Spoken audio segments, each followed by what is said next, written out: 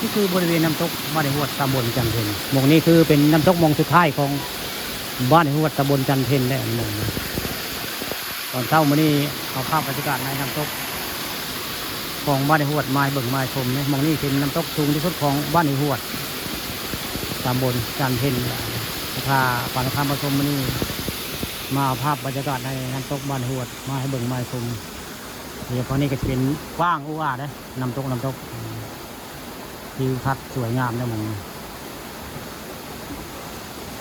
มื้อนี้อากาศร้อนพี่น้องนี่ร้อนแดดได้มันมาเที่ยวน้ำตกบ้านในหัวมื้อนี้รู้สึกว่าร้อนหลายนะฝนบ่ตกหลายมื้อแล้วพี่น้องฝนบ่ได้ตกหลายมื้อนะมื้อนี้พาสัญญาสัญญามมาเที่ยวอ่างเก็บน้ำบ้านในหัวตำบลจันเพ็ญนะบรรยากาศก็ร้อนหลายมันนักท่องเที่ยวก็เจ้าก็มาหลายพอสมควรนะท่องเที่ยวมาหลายได้บริเวณน้ำตกนี่รู้สึกว่ามาหลายบ้านหลายเมืองเจ้ามาเที่ยวมาถ่ายรูปโซฟี่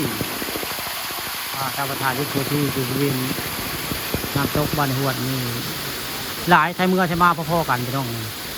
เดี๋ยวกันมาเดี๋ยวไปในเมืองมาเบิ่งน้ำตกบ้านหัวตำบลจันเพ็ญนี่คือมองน้ำตกมองสุดท้ายของบ้านหัวนะไปจากน้ำตกบ้านหัวกระมองนี่แหละพี่น้องน้ำตกมองมีตำนานผู้บ่าวสาวโดดหน้าผากระมองนี่แหละตกนี่มีตำนานเลย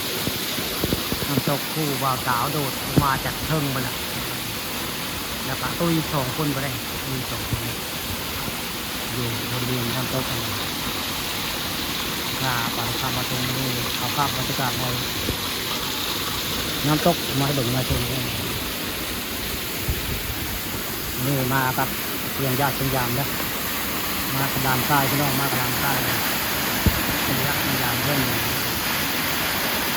ไม่เคยมาแต่ว่าพาเพื่อนมาเป็นเพื่อแรกของเพียงญาติเพียงยามนะคนเพื่อนมา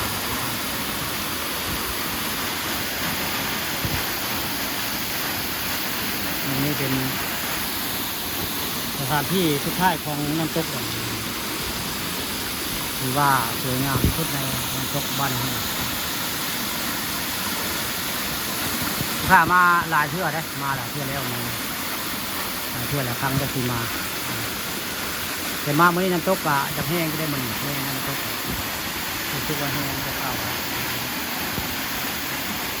ถ้ามาช่วงฝนตกมีฝนจะแห้งน้ำกระจายกว่านี้นะน้ำหลายกว่านี้นี่ก็ยังที่ว่ายังหลายประกาศในตกต้นน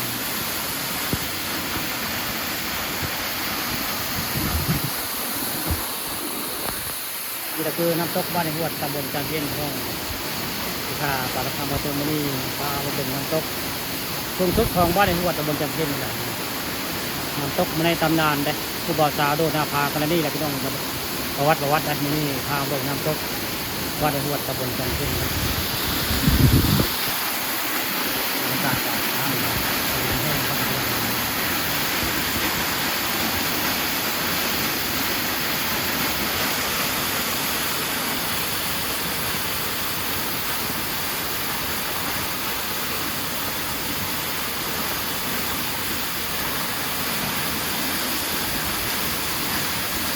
ไอ้โปรยักษ์กันนี่เดี๋ยวต้องนี่น้ำตกอย่าง